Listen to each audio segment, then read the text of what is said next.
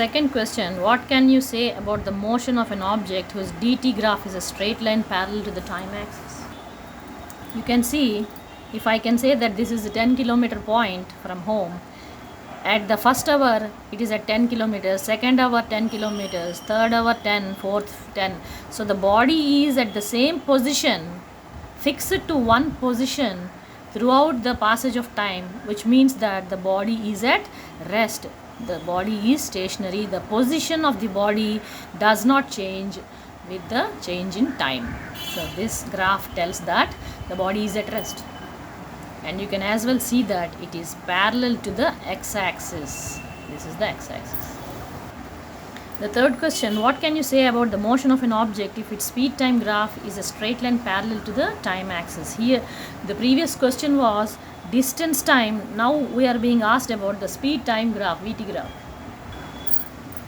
Here if it is 20 kilometers per hour, at the first hour it is traveling at 20 kilometers per hour, at the second hour 20 kilometers per hour, third hour 20, fourth hour 20.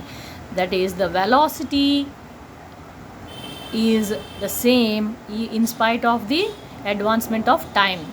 Therefore this is called constant velocity, no change in velocity with time. Therefore here acceleration is 0, as you can see, because there is no change in velocity. If there is a change in velocity only, if there is 30-20 or 20-80, then that is change in velocity. Here it is always 20 or always 50.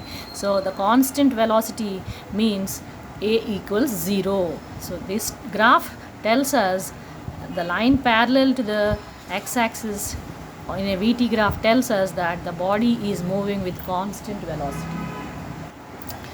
A small trick here, is this possible?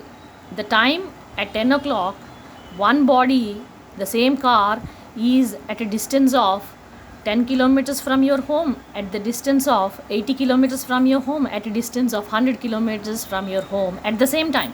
Can one car be in Vizag in your home and also in Vijayanagaram in another office or somewhere, some road? Is it possible? The same car?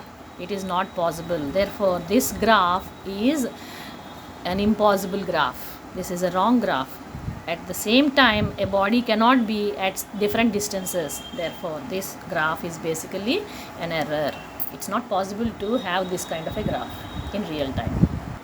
The final and the fourth question, what is the quantity which is measured by the area occupied below the VT graph? The area herein under the line for a VT graph gives the displacement. The calculation of this area will give the displacement of an object in a given time.